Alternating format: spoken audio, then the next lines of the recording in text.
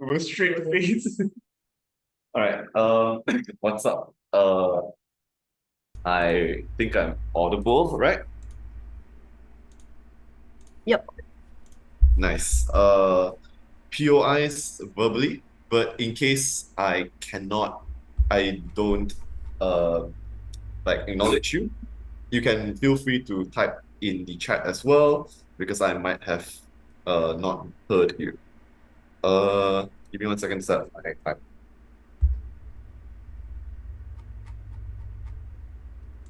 All right. Wait a second. Okay.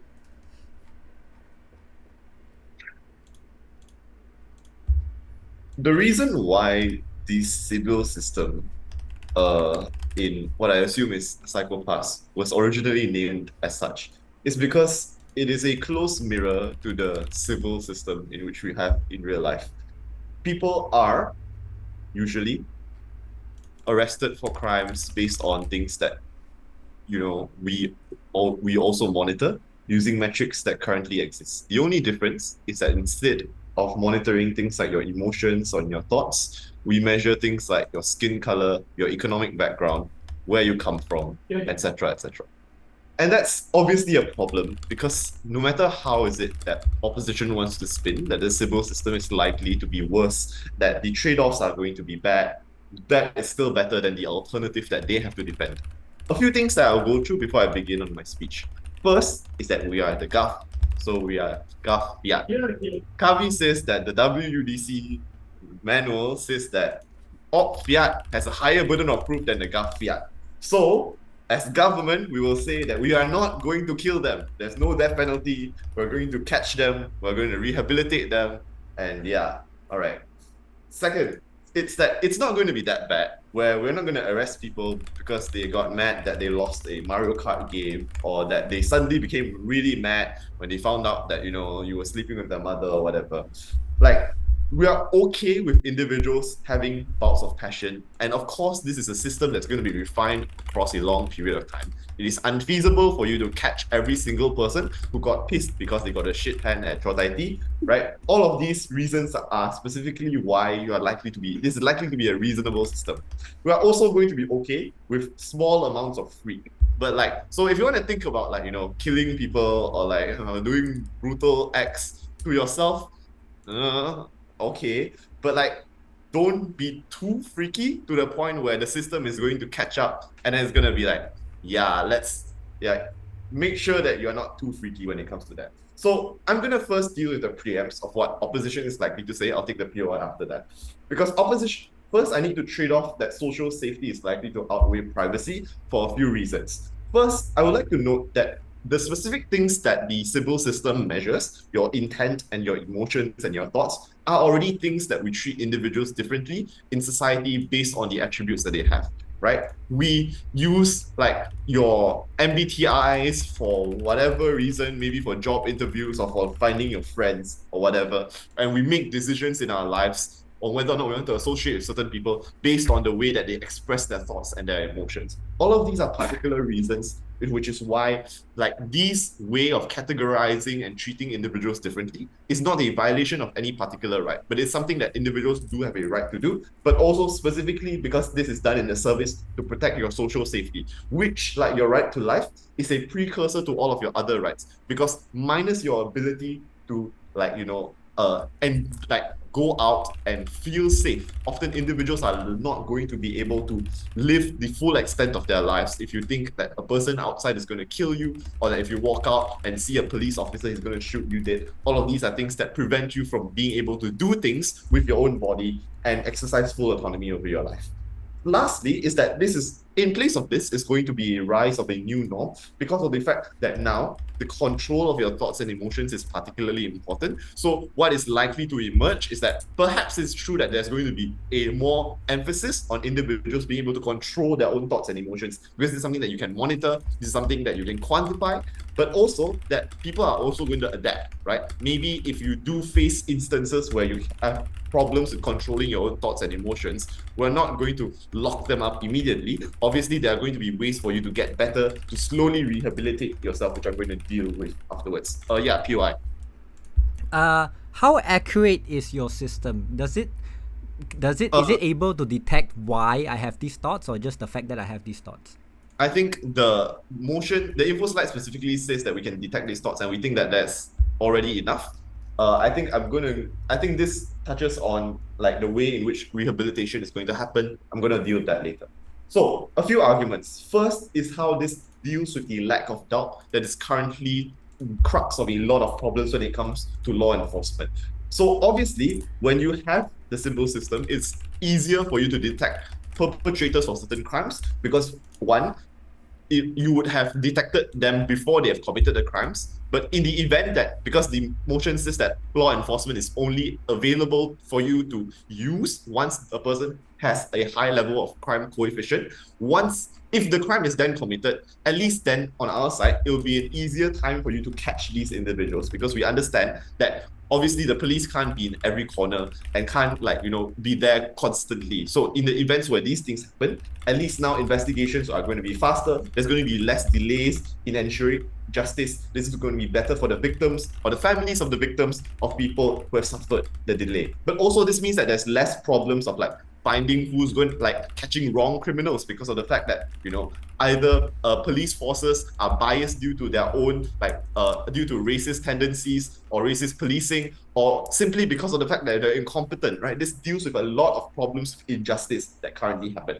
Second is dealing with over policing. So currently in the status quo, you have problems which seek to deter high crime rates because their solution of dealing with high crime rates is to over police in poor areas or individuals where there are places of people of color, right? And this is obviously a problem because this makes their lives living hell. Often these police officers are taught to engage with them not as humanely as possible, not to treat them as people that they should be serving, that they escalate situations that often would not have existed if it were not for them. Thirdly, for the judicial system is flawed for a lot of reasons. One, because of the fact that currently there exists a lot of delays and having to review every single piece of evidence, as opposed to under our side, where the delays are less, substantially less. But secondly, the court procedure can be traumatizing for victims. The fact that lawyers do things like weaponize your own emotions, your own reactions to how you hear traumatizing things that have happened to you against you, to say that you have lied, to say that your imperfect memory means that you are a liar, that you are not to be trusted. All of these are things that can be changed because of the fact that there is a quantifiable system that you can use to evidence all the things that happen. Lastly, on rehabilitation and bad science, because of the fact that a coefficient that is dynamic exists, it is now impossible for people to refute the fact that you can be rehabilitated into a person who no longer commits crime. Your crime coefficient can go down and you can be a better person. This is the crux that hinders all rehabilitation efforts politically, and this is something that's going to change the criminal justice system massively. With that, I've never been prouder to propose. I thank the speaker for that speech, and I'll invite the leader of opposition. Here.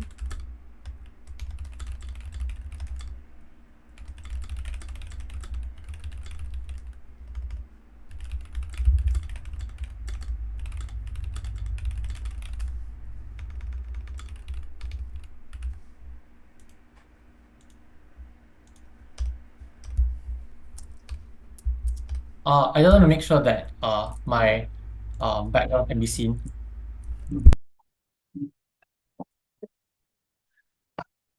Am I audible and visible? Yep. Okay. All right.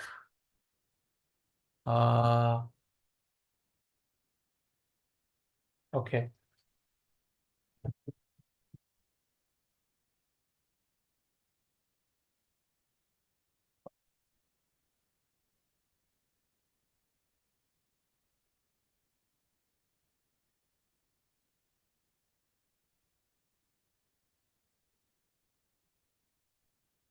All right. Starting speech in 3, 2, 1. What do we defend from opening opposition? Two things. First, we don't want it. It is bad. Government has fiat to explain that you can assume this emotion is feasible, and in every citizen, this will be injected with this sort of Sibyl system, but they don't have to fiat that they don't have to fiat. They don't have the ability to fiat. They actually need to explain that you can accurately measure at what level of an emotion and know for certain someone will commit a crime. So if the coefficient, for example, is 10 out of 15, they don't know for certain if that coefficient leads to a crime. This is still ultimately up in the air on whether or not this is certain as well. This is a trade-off they have to concede to in order for the debate to work. Second, we are fine with the current system. So things like security cameras is implemented, having police officers go around doing routine checks. Like, yes, Chris, obviously your right to life is important. The point of this system is to ensure people are still somewhat safe and the harms that Chris posited is mitigated. Look, the current system is still not perfect, but as long as we prove that the implementation of this system is far worse in the status quo than what we already have now, we win the debate. Two arguments I want to posit. The first is to explain why we cannot charge simply based on the mens rea. The second is to explain how this increases state policing and draconian regimes. The first on why we cannot charge just based on mens rea. And I'm pretty sure I can use mens rea because like 5-6 people in this room are law students. We think we as humans have complex emotions and wants all the time for several reasons. First is that there are many day-to-day changes in life. Whether or not I go to bad rooms, for example, where I get terrible judges that give me an unjustified loss, or maybe my ex just refuses to talk to me and I start to go, man, I want to kill these individuals. The difference is that a majority of the time, our emotions change based on the current circumstances that we're in. The second reason for it is that the environments we are in also dictate how we perceive crime and how our temptation for crime is likely to differ. So if you're someone living in bad neighborhoods where crime is immediately rampant, the temptation to commit crime and the situation you're put in ultimately leads you to want to commit crime in the first place. The comparative then is that if you're someone living in like a pretty good neighborhood, like the suburbs, for example, the tendency for you to commit crime is far less. But it's precisely because of this terrible environment is what leads to these forms of emotions in the first place. The third is because of individuals with mental illnesses like bipolarism, schizophrenia, or anxiety. Look, some people react to this negatively because of inherent mental disorders that make them want to commit crime. But why is this important? A, it explains why they vary from all the time, as opening government has a burden to prove why a duty is owed by the state to arrest someone for having emotions that cannot be measured when they vary incredibly differently. One moment I can go, I want to kill my ex. The next moment when like my ex texts me back, I'm like, oh, maybe you can get another chance together. The point is that they vary incredibly differently from these individuals because individuals are made out of complex emotions. Maybe one day I want to commit a crime, but the next day when I get proper government subsidies, maybe I don't want to do so in the first place. The problem on opening government is that they immediately charge you for the same principle and the same crime. Second reason as to why this is important is that OG also has another burden to explain why these individuals have to go to jail or face prison sentences for crimes they haven't committed yet. The principle behind state retribution is done when people have committed a net harm, which is why it's justified to commit harm onto them. Like, the intuition point for this is simple, right? Look at racial profiling. Even though that there's a high percentage of a black person committing a crime, we still don't arrest them. It's also why we don't jail people who like insult other people on the internet, telling them to kill themselves or send death threats online, because we know for a fact that they aren't going to do it, or there is a certain like gap between wanting to do something versus actually doing it. Third, it's also why we don't lock up people who have schizophrenia or mental disorders. Like, yes, we know that they're mentally ill, and proportionally, many serial killers suffer from the same mental disorders, but we still don't lock them up because they're still innocent. What is the weighing of this? Number one, look, this argument matters in this round because it's independent on whether or not these people will commit these crimes in the first place. The point is, as long as you haven't committed crimes, the state cannot punish you. Even if you want to say that you'll end the life of someone, the state cannot end your life via the death sentence unless they actually do it. The second reason why this is important is that leads to my second argument on state protection. But before I move on, I'll take a point. Okay, no point. All right, let's deal with their psychopath argument. Argument 2, how this increases state policing on draconian regimes. Where are areas where large emotional disparity and tendency to commit crime is large? There are likely going to be underprivileged neighborhoods that involve African Americans or minorities. The OG argument is smart. They want peace and order. My question is, peace and order for who? Because African American gangs like Crips and the Bloods do not live in the suburbs where all the white people are. White people don't think about killing people or committing crime. That's what African Americans do, who are forced into crimes of necessity. how does this lead to draconian regimes? Look, I just want to call out the opening government case here. If the opening government case is based on emotional output, that ultimately means individuals who are exposed to these forms of temptation are ultimately the same individuals who are going to be put into prison sentences and jails when there is a chance where they might not do it either. So you have no idea whether or not they will actually do it or not. What this ultimately means is that you lead to more draconian regimes where police individuals can go to these African American neighborhoods and arrest more citizens. The impact of this is twofold. The first is that you increase state policing because you hurt more individuals because of these thoughts. Maybe from OG they explained that racial profiling exists on our side of the house. But the delta here is that you're going to arrest more African American individuals that live in these neighborhoods because they are the most exposed to these forms of crime. So not only are they going to arrest individuals who do commit crime, but the same individuals who might not commit the crime in the future. The second impact to this is that when they go to prison, they explain that they will rehab you because of fiat and won't give you death penalty. This is bullshit. But even if it's not, you're still being punished. You're still being put in prisons. Your agency is still removed. This is still a net harm. If anything, the death penalty is more likely to occur, seeing as that they are increasing the amount of individuals that enter into these places where they're implementing tougher on crime laws. Prisons within the status quo are already incredibly overstaffed, and individuals who do go there, even if they go through rehabilitation, it's also unclear to me how rehab will occur, by the way, are likely to get out and work within the system. Because of the increasing amount of overstaff within these systems, it ultimately means that you have more people staying in prisons longer via private prisons, which ultimately lead to, when they go out, being more exposed to these crimes, so it ultimately leads to more crime. So the comparative is, yes, obviously based on skin color is bad, but the frame is that on both sides of the house, skin color is always going to be a factor. The difference is that on top of that, you're using emotions as a justification, and it's precisely because of that that is common within these neighborhoods is how African American community is the most. But even if that's not true, the principle still stands. For all those reasons, Sunway.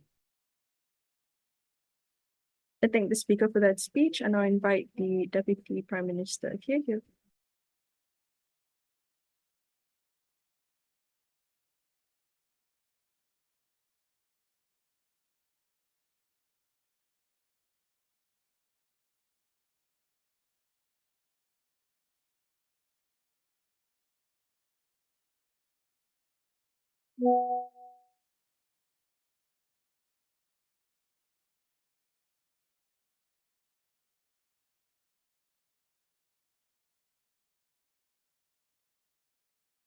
You're muted.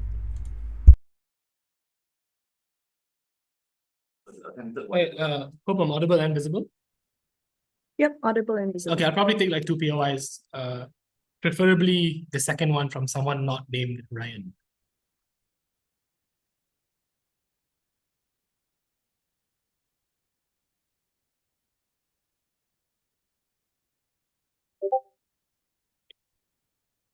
Starting in 3, 2, 1. Ryan, I'm going to come to your house and kill you. Panel, if Ryan told this to the police, that's enough evidence for them to apprehend me to make sure that I don't do anything to injure Ryan further. This means that I may have the intent to commit a crime. I could say the words verbally and give evidence to individuals that I might commit this crime. I haven't committed it yet. The police has the right and the ability to use violent force to take me to jail and to question me for the actions that I might do, even if I might have said this as a joke. This means that the principle that Ryan pushes to you, that you cannot arrest people and apprehend them for crimes that they have not committed yet, is bad, is something that doesn't make sense within this debate. I think Chris gives you plenty of evidence insofar as he tells you that we are completely principally justified insofar as we maintain public safety. There are 2 levels to why we are principally justified and why our principle is going to stand until the end of this debate. 1, we are already judged by our thoughts and emotions on a daily basis. Your MBTI types, how funny you are as an individual, how vulnerable and like what are the sort of thoughts that you express to people. These are all things that affect how people engage with you, how people associate with you, whether they choose they want to be your friends or not, whether they're going to choose to isolate you. Meaning that if you want to protect a world where we don't have the rights to access your emotions and the way that you think, then you should just become a hermit and not engage and involve with anyone, because insofar as any human interaction involves you sharing some level of your thoughts and emotions, this is another thing that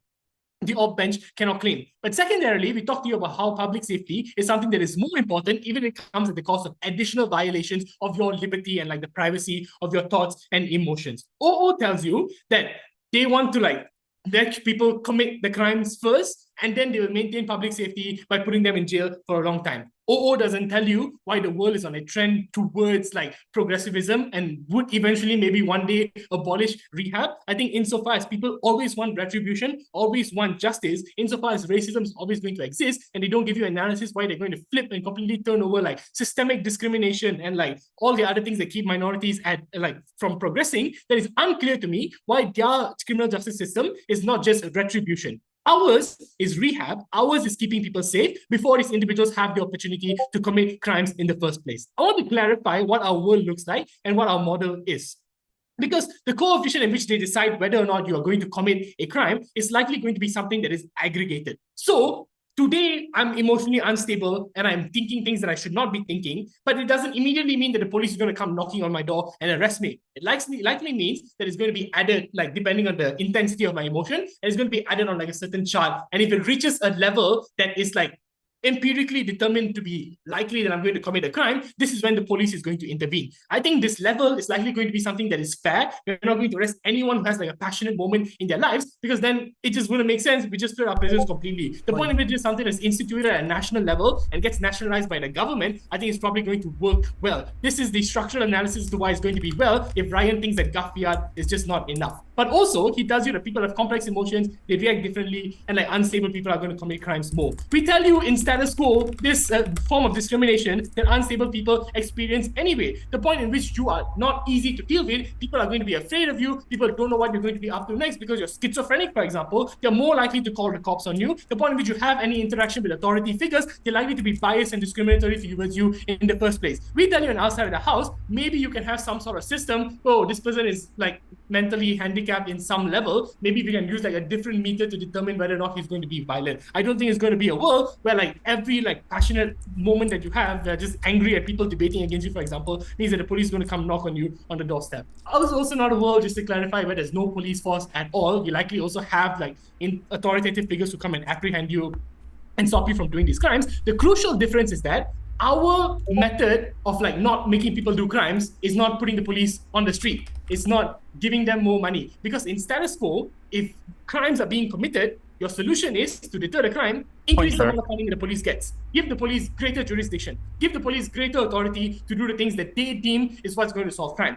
This proves to you that it's likely going to deal things that result in things that are going to be additionally harmful to minorities. Now, outside of the house, your police is not your form of deterrence. This system is your deterrence form. The police just execute it. So the system determines that, oh, you're likely to do so and so crime. The system is unlikely to have any form of like bias the same way the police forces might, and then the police can go and deal with these things. I'll take CEO first.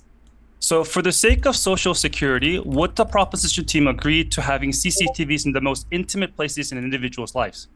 You don't need CCTVs. I don't think if you're going to get access to like the specific thoughts that you're having, like, again, I can just fiat this. It's not going to be like visceral images of what you're going to do. It's likely just going to be a meter that says, his tension levels are extremely high over the last 6 months, and it's steadily increasing as well. This is a time in which we have to intervene. This is completely different from CCTVs, where like some person sitting behind a TV screen has access to your thoughts and the things and your emotions and the things that you're doing and your completely private physical attributes of your life. I'll take one from one of the Ryans.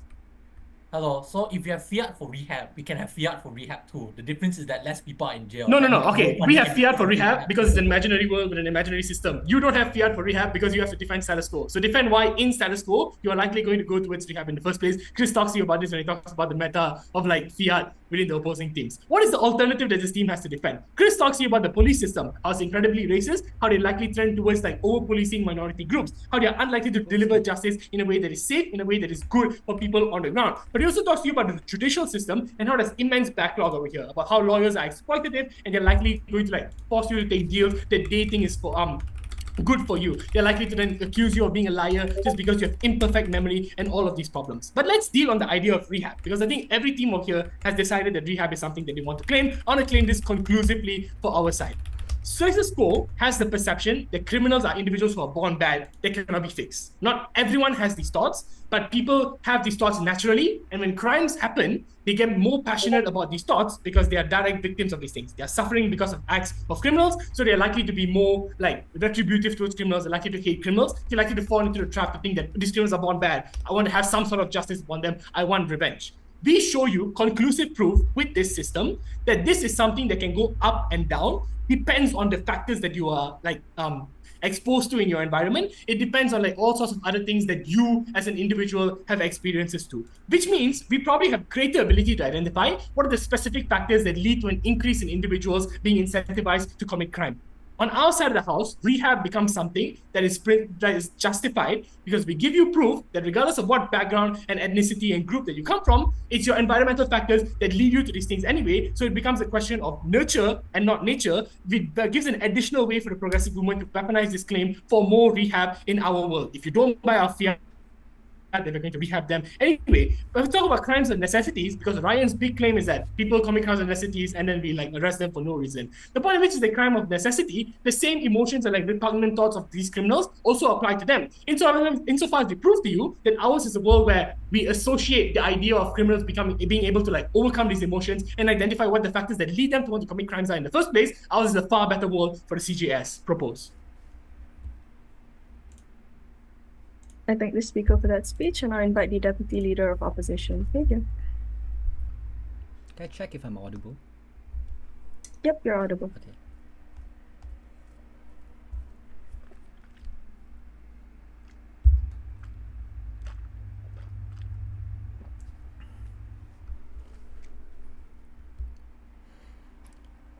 The first thing I want to point out is how soft OG is. Not only is half their speeches spent on meta, they don't actually tell us the model. What are the two most egregious things we hear from OG? The first is they don't really want to defend the invasion of privacy, right? In response to a PI, he says that there's not going to be a CCTV, we're just going to look at you on the screen. Dude, in order to prevent crime, once you know the number, you must be proactive. This means sending more police officers there. This means having faster response times. This means clamping down on African American communities where traditionally the score is going to be higher. I think Ryan proved that, right? The first Ryan. The second thing is they say we are okay with bouts of passion and we will not charge you if you have one outburst. Guys, that's 80% of crimes. Black on black violence, gun violence, most of it is not premeditated. I don't plan about how to shoot a guy. I get in a scuffle with the guy and I shoot him. So if you don't want to defend that on Guff, you literally don't defend any crime. Incidentally, most violent crimes are committed out of passion, out of spur of the moment. If you guys are so soft, you don't want to look at the trend and defend that over policing, then you guys have no benefits. I'm going to do three things in this speech. One, I'm going to kick out OG. Secondly, I'll tell you what their policing looks like and why they didn't want to defend that. Lastly, I'll tell you why racism gets worse. I'll integrate a lot of things. One, let's talk about them saying that our comparative is judging by skin color. We say judging using a score is worse. To this, Ryan gave you two very good examples as to why we cannot judge people based on a score. Why is this? One, most people are morally grey. This is not a cartoon or an anime. People are not 100% good or 100% bad. People vary on a spectrum. I can be 40 to 80. If I get a shitty judge, if I lose a round, I can be like, Rayner sucks. I'm gonna kill him. But if we win this round, I'm gonna be very happy and I'm gonna marry him, right? So there's a spectrum. You can't judge on a spectrum, which is why the CJS judge based on the acts or the harms that you actually have committed. That's the first thing. We heard no response. Two, the second thing we told you is that people with mental illness, or generally even some people who are more emotionally sensitive, can't control their emotions. So this claim from Christopher about, people will just control their thoughts is just bonkers. Guys, if I cannot control my reaction to external circumstances, like my parents are going through a divorce, if my partner is harassing and abusing me, it's so ridiculous to say, I'm just gonna moderate and not, think these toxic thoughts. Most people can't think about these thoughts and they can't control it when you're in a toxic environment. Things like the patriarchy, things like being poor and having no money to put food on the table, being racially discriminated, for your gender, for your skin color, etc., sexual harassment. People find it really hard to regulate their emotions and they don't want to deal with that, right? They say, we're not going to deal with bouts of passion. Bouts of passion is where the debate happens, guys. You can't just copy it out on OG. Let's talk about my first argument, what policing looks like on the Gulf. We think mass policing of that particular African America area is likely. Why is this so? Because you don't have enough police officers. So I agree with DPM. They are likely to aggregate averages of a particular area and send more police officers to the area, which, by the way, you guys stay status quo. You guys also do that, right? At best, it's symmetric. This looks like more police officers in the Bronx, and not police officers in traditionally white districts because the score is lower. What are the impacts of this? Three things. One, we think you create distrust between police and communities. More policing equals more distrust when I see the white officer staring over my shoulder, when I see him always outside my house lurking.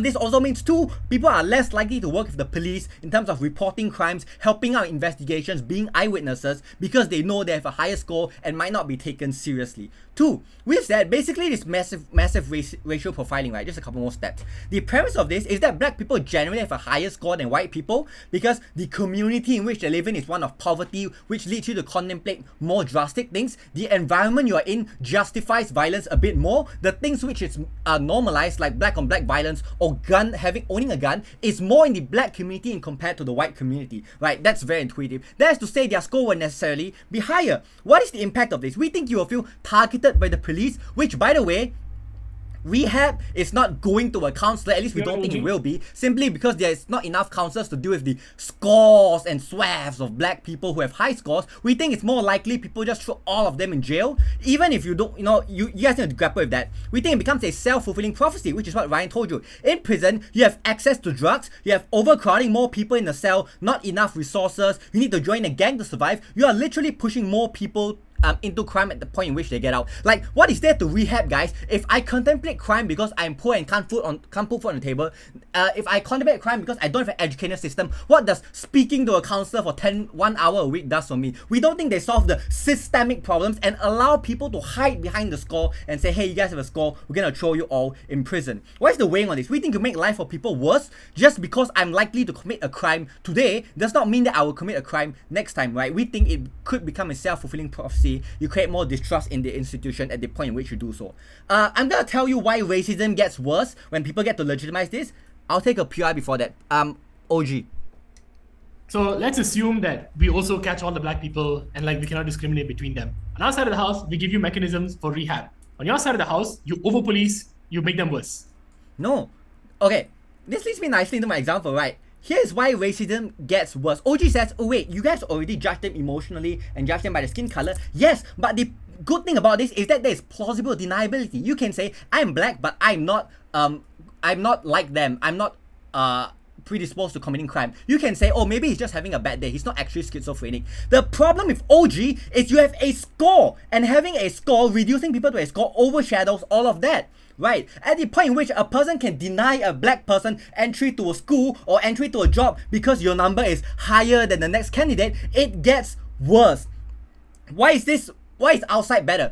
Okay, maybe over-policing happens, but over-policing happens worse on your side when you say the coefficient is higher. And people get to justify this, right? Obviously, no one is gonna say, dude, I think black people are really bad and I'm a racist. No one's gonna say that. They're gonna hide it behind the number. In the interest of public safety, they'll say, let's send more police officers there. Let's throw more of them into prison. We say it is more likely that people discriminate them. And what is the weighing on this? Yes, maybe rehab happens, but the everyday person legitimizes their biases against black people when they have a score. So they don't even have to engage in intellectually honest discussions about, I'm racist. They're just gonna say this guy has a higher score and therefore we should do XYZ, we should deny him, things like this. Incidentally, we want to say this leads to more victim blaming, right? We told you the problem is the situation which they are in. By the way, most school shooters are white compared to black. At the point in which you don't have enough police force to spread across the entire country, you are likely to over-concentrate in black areas. So again, that's a problem. What is the conclusion? As life as an African-American average person gets worse, people get to justify not giving them opportunities, and people get to justify and legitimize racism. The score is terrible. Very proud to oppose. I thank the speaker for that speech, and I invite the member of Kavi here. Hello, let me just set up my timer.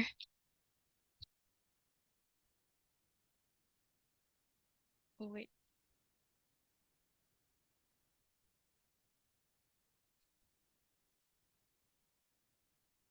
Okay. Pronouns she, her. I prefer my POIs right after my first extension. Okay. I'll be starting my speech in 3, 2, 1.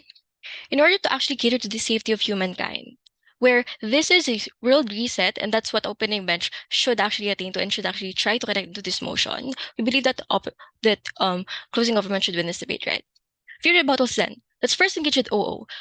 We don't really need to concede that there are inconsistencies within the system. So number one, we're going to offer rehabilitation all the minor inconveniences OOs try to posit, such as people with schizophrenia, for instance, or bad thoughts, actually going to be better because we actually cater them rather than your side, we just let them be sick, right? But then secondly, there is just no capacity in opposition to actually try to alleviate these harms, to actually try to have a form of solvency towards these citizens who are actually trying to or who are actually falling ill because of this sickness, right? But on state policy then, firstly, well, OC's conditions on the system being flawed, death penalty has literally like no impact since this is just not true. The system does not automatically frame you as one deserving of death penalty, right? But death penalty is unnecessary if the economy is far better in our world. I'll extend this later on. On racism, this is just untrue. The system would be constantly updated upon what's more fit based on culture, based on truth, because all this data into these systems are being constantly updated, but that's actually just a world reset, right? But in 40, we already told you that in these minor instances, like a bad thought, we offer rehab, not prison, but just rehabilitation, right? But my main problem with OO is their solvency. I don't understand how people are going to be far safer in the world. There's just no mechanism as to prove why it's just going to be more effective as to what government is going to posit in what I will posit later on, right? But engaging with OG, my main problem with OG is how the necessity towards the system is going to be most effective towards the systemic oppression based faced in opposition, and how it's going to be, or how they try to connect with the problem in which a lot of these criminals are actually rooted from like financial deprivation, for instance, from society. There's just no engagement onto how this is going to be more effective in OG, right? But then a little bit of reframing. What is within the best interest of the state? Firstly, they probably want peace and harmony with no infighting, with minimal crime rates, and with good support system. But then secondly, they probably want a state wherein people are far more scared to commit crimes. So for that, laws is already a failing check and balance mechanism. That's why people continue to sell illegal drugs, continue to blackmail other people. That's why people continue to assault other people. But then thirdly, they'd probably want some form of stability where people are better mobilized, where they actually feel safer and actually have the liberty to actually do what the things that they want and actually try to achieve all of the things they want in life, right? And why is the system within that best interest? We say that prevention is better than cure. We will then tell you that the system is then a facet of rehabilitative measures rather than retributive, so that you are able to identify individuals at a risk of crime, and so you can mitigate crimes before it happens. This is like mitigating heinous crimes such as war crimes, terrorism, rape, and murder. People will feel far safer. So this it is within the state's moral obligation to care, and therefore it is within the state's moral obligation to make people safer based on 2 points. First is on electoral votes for them to be able to run in the first place, but then second is fear of backlash for people start to start civil wars, or actually like have direct backlash towards these politicians because of these because of what other policies they could actually make in the future, right? I think we also need to clarify why people commit crimes in the first place: because of state failure, because of this lack of education, leads to poverty, thus forcing people opt to do crime. When they opt to crime, they get arrested, right? When they get arrested, it's within their permanent record, depriving them of opportunities once they get out, and the cycle continues. With this system, you're able to solve social issues. First, it's on alleviation through education, which you can only get on CG, but then second is on check and balance mechanisms against the elite. Firstly, on corrupt politicians that takes advantage of illiteracy so that they will stay in power in the current world. That's why rehabilitative measures are not working on opposition. But then secondly, they actually exploit the poor. We can see a lot of forced labor, if not oppression, in opposition. They will be identified. We say that if they are arrested and identified, there's two impacts to this. You break the cycle of poverty and crime that forces the poor to do crime in the first place. But then secondly, you mitigate bad governance insofar that the state will be able to identify bad actors, meaning that the root of poverty will be mitigated in our world. But to caveat again, this is a new world, meaning that this technology have long been integrated within this world. The Sibyl System is accessible to the public, just like, for example, in America with Megan's Law, where stakeholders are able to identify convicted sexual assaulters in their area. Now, how do you actually delineate from OG? We identify the root of crime, where state failure is the prerequisite for crime. The system probably looks different, right? Where you are not arrested for a determined sentence. It is a system where you are rehabilitated with renews the social justice system. Firstly, we believe in CG that is principally justified to actually enact forms of arrest or trigger any safety measure if it means that more people within these communities are for safer. 3 layers to this. We believe that this enhances a person's capabilities and opportunities in the future. In status quo, this is just a constant canon event. The cycle will continue once you don't give these people the proper help they we need because of the government's constant failures, right, shortcomings, and inconsistencies, which we do not want to repeat in this world. Now, why does this form of solvency actually work? We look after these citizens right ahead so that they won't spiral into a world of crime and injustice. Comparatively to opposition, they sustain crime, because crimes are not mitigatable in their side. There's no real solution towards this problem, and there is just no assurance that their solvency will actually work. But then secondly, we deter them from experiencing a multitude of trauma from their current life in this world, rather actually having the capabilities to be catered and to be prioritized, right? But then we told you that our counter model pauses for the early rehabilitation of these citizens. With that, we believe that prospering societal growth is prominent. This means once we actually attain towards helping these individuals, we prolong the lifespan of people in communities where death threats are high, constant mourning occurs because the government in opposition has no incentive and capacity to actually fix this problem. But then second to this, we believe that because of the existing level of peace in our world, we ensure the morale of people, right? Comparatively to opposition, where when people are bombarded with other problems in their lives, constantly thinking about how they need to survive for tomorrow because they have children to look after, for instance, right? Thirdly, the human race would have a better chance at expanding technology. So we prove to you that people have better morale on our side, with that the society is able to develop faster. Then for my second extension, we believe that this is just overall more beneficial in terms of economic stability. Three layers to this. Firstly, because people are far safer on our side, opposition cannot deny that there's just more incentive for people to actually opt into their future, opt into the market, for instance, because it's just for stable. Two layers to this. Firstly, this just makes it easier to detect and avoid capitalistic incentives for elites, for instance, alleviating inflation in that world, which means there is more drive for competition among these citizens, making a far healthier market. But then secondly, this avoids monopolization of goods. Well, first, monopolization is strong, so this system would actually automatically detect this, right? But then secondly, when we acknowledge this deterrence, this gives us actually three impacts. Again, there's just going to be more competition. There's going to be more incentive for people to actually opt into the markets in our world. But then secondly, there's going to be less predatory incentive from those massive corporations, going to be more stable in the economy is going to be overall more stable. Then thirdly, the economy is just more mobilized, which means more people are going to be involved into this, right? Okay, I have time. Thanks.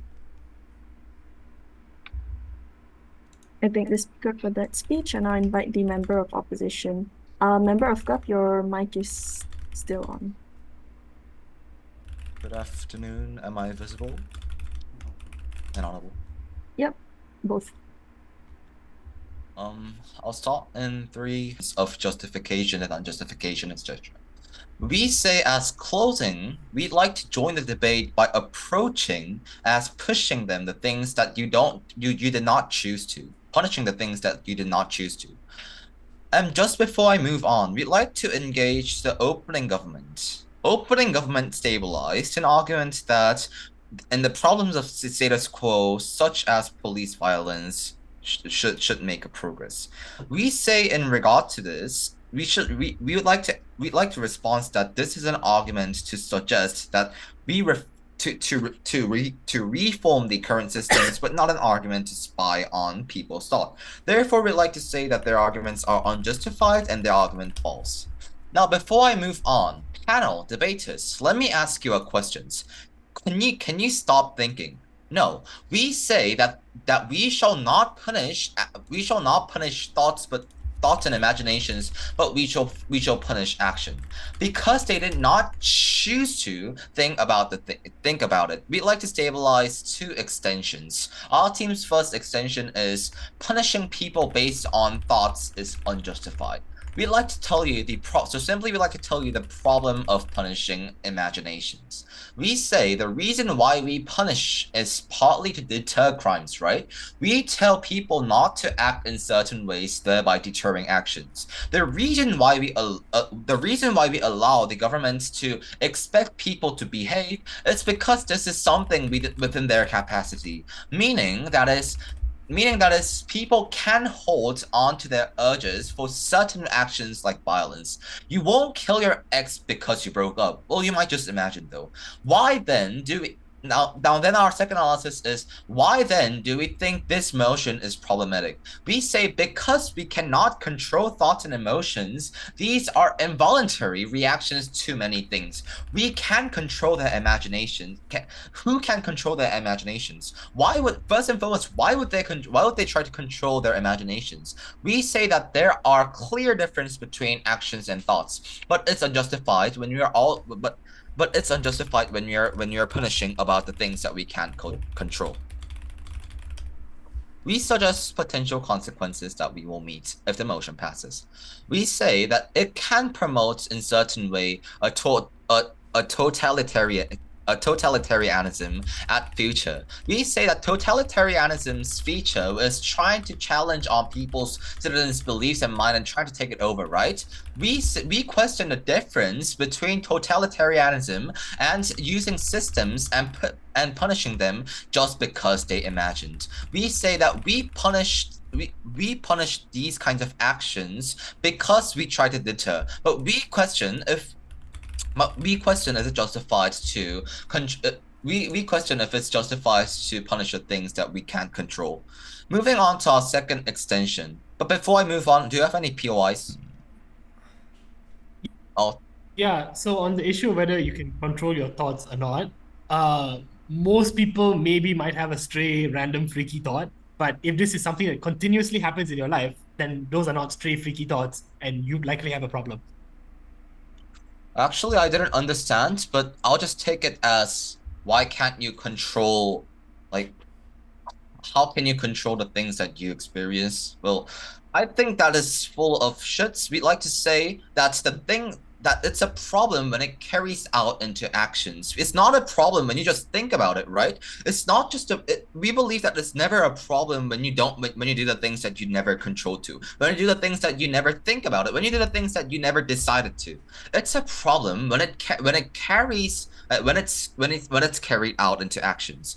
Now, moving on to our second extension. When do we intrude on an individual's privacy? We have two analyses to this. Our team's first analysis is when it's absolutely necessary. We say that we have the current system, like police officer surveillance on public grounds. We question the existence of CCTVs in your head. We believe that there is very many systems that can spy on yourself in public grounds, but we question, do we have to challenge on privacies? Now, moving on to our second analysis, we question the proportionate that we question that there's no proportionate need. We say that spying on people's thought itself is too much. Why is it so? We say that if we spy on things that you're not choose to, when you're spying on things you're not choosing, watching them 24/7, 365, you're also spying unnecessary things such as your sexuality, right? Just as opening opposition told you, there might be racism coincidence by this. We say that there are privacy. It's invading privacy when the government knows your race and you're doing when you're doing these thoughts. Horrible by just thinking. Moving on. We question why is it moving on. We'd like to say that there can be some sort of broken the trust might break down between citizens and the country when they know that their privacy is invaded. When they basically know that their privacy is invaded and they're getting punished by the things that they can't control, what will they do? Basically, they won't trust the government, right? This is problematic because you can't do the things. This is problematic because they won't believe in us and would make riots and the things that we don't want. Now then, to compare, we basically showed you, Mr. Speaker, we basically showed you the reason why it's unjustified to invade others' privacy, and we basically told you the things that is why is it unjustified to punish people based on thoughts, and thoughts is we told you the reason why it's unjustified to punish people based on their thoughts. We're very proud to oppose, and team government, I'm very open to answer to your questions. Thank you for listening. I thank the speaker for that speech, and I invite the government with. Here. Here. So POI's voice, I won't take it. It's if you put it in chat. Then probably take one by the 4th minute mark. And pronouns them. Starting my speech in 3, 2, 1, go. Money is not the root of all evil. It's poor governance that exploits illiteracy, that continues the cycle of poverty and crime. This is clear coming from 2 16 years old. Just to caveat, according to the motion, it's assuming feasibility. This means that in this new world, it does have the capacity and have the resources to enact this system clearly. So what of the tells you is that jail capacity is a problem in our side. No, we tell you it's not. It's a problem in op where people are persecuted for no reason. Responding with OO then, what did they tell you, right? They say that emotion and temptations lead you to do crime. But to clear it out, FIA, PM was very clear. Gov has the FIA to say that we are not killing people but taking a rehabilitative measure. Let's flip their OO's argument through two responses, right? One, it was clear with the info slide when you have a spike in emotion that could get you arrested, right? Just not because you have the short-term emotion doesn't mean that they immediately arrest you, according to the info slide. But unlike in OG, there is still a form of justice in CG, right, where people can appeal their cases. But then thirdly, the proximity for you to be jailed in the first place, referring to the info slide, is based on two things, right? Firstly, you only do this when you do have the crime coefficient which is high enough. But then secondly, if you are a violent psychopath, I don't think you will be brought to jail. You will be brought to an asylum because the state is not stupid enough to arrest mentally handicapped people. But then two, that they say it's because of the environment. That is true. But we say that because of the world in the government, it is very simple. Because of this new system, you are able to identify state failures. One, you are able to identify the crux of all crimes. But then two, you are able to identify the problem why people commit crime in the first place. Comparative here is very simple. People will be able to hold the government more accountable because clamor in discussions will occur in these areas where you can do racial policing, right? Because even if the police will be because in our side, even the police will be held accountable because at the very end of the day, they are still under the system. But then two, it is far worse off because this racial profiling will only be identified after a person has died, which proliferates the problem, right? But then dealing with OO and CO, because member of OP just rehashed their opening, right? I think it was very clear why we won over OP in general. They stand with the already failing status quo. All they tell you that people have complex emotion. Notice how the technology in itself is also complex. I think they are able to identify emotion. Notice how your crime coefficient is also identified by your nuances as a person aside from your emotion, your situation, your nurtured values, and your experiences. The state is not stupid enough to persecute you for intrusive thoughts because they fear call out mechanisms, right? They fear backlash from the people when you are still held and in CG when you are still held justified, one, if you actually do crime, and two, you will only be held justified if you attempted to do crime. Because court justice won't automatically go away in gov, right? But then let's deal with opposition's best case, right? They tell you that in terms of breach of privacy, three things to this and why is this unimportant, right? Unimportant. Firstly, the system is based on score in itself. There's no need for cameras. But then secondly, people do still have autonomy. And thirdly, let's bite the case that you don't have agency. But according to a certain genius on UADC 2021, agency in itself is bad in status quo. Insofar that your choices are predetermined by your skills and capacity, just like how the poor are forced to do crime because of poverty. But comparatively, in CG, you are able to identify and actually solve the problem and break that cycle of poverty and actually stop crime from happening because you are able to hold the state and the elite accountable. But then two, in terms of policing and racism, one, I think you protect more people in our side based on the basic principle of social cohesion, where because of the new norm, people are now able to understand your ethnicity doesn't affect your score. Because to be clear, this is a new world and I don't think anyone from this debate aside from us understand that. But then secondly, meaning that weighing is simple, people have access to score. People do have the capacity and rationality to understand what these scores mean, right? Because that's the stance that OO assume, which solidifies with our framing. When people see you, that even if you are white or black or even Asian, you can be a bad actor because of your crime coefficient, right? But then secondly, in OP, you won't be held accountable insofar that this runs like a merit system, right? If you kill unjustifiably persecute someone with low crime coefficient in our side, you'll get media backlash, you'll get scrutiny. And so in the instant that there are corrupt police, they are still held accountable. But notice how they are still under the same system at the end of the day. If they are heavily prejudiced, then they will face rehabilitation. But then, how did we win over OG, right? Comparatively, I think the policy and the framing coming from a member was far more clearer than OG. I think that OG's mechanism in itself is failing. What did we tell you, right? Firstly, our policy is that it is a rehabilitative measure, but it is far better than OG. Comparatively to OG, the problem is that they did not have a clear characterization or like solvency on why people opt to do crime in the first place. Two things to this, right? One, it may be your nature. For example, you are a psychopath, but we told you we have asylums for that. But then Point. secondly, it may be natured, which is the most important. It's over that at most instances, people are a criminal because of their environment. One, we prove to you how exactly you get social security and how you protect the most vulnerable within this debate, and who are the most likely to be arrested, right? But then two, it was very clear coming on what the goal of CG is, to prevent rather than cure the problem. But I'll take that point. If the system is so racist, will the police force hold hands with 42 million African Americans and bring them to a counselor, or are they likely to be harsher on them and throw them in prison? Did you even listen to my speech? I did not even tell you anything about the system being racist. I think that's a problem in your side because you don't have any system of safety net mechanism to prevent racism in your side. So I think that's a problem that you should have answered. But then secondly, how do we delineate from OG, right? We say that one, you get a far better society insofar that you have far mobilized society with people who are much economically stable because you have identified the problem and the like state like failure, right?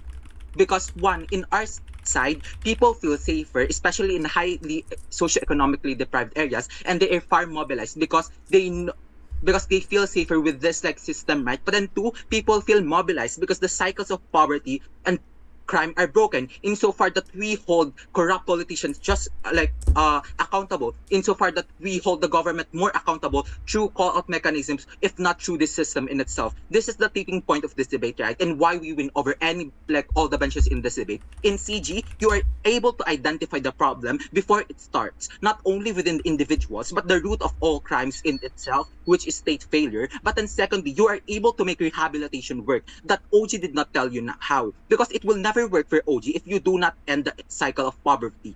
You have an economic advantage exclusive to CG that alleviates poverty, unlike in OG where we actually prove to you why we get social security. With that, proud to propose. I thank the speaker for that speech, calling upon upward figure. Am I audible? Yep, you're audible. Okay. Right, my speech will start in 3,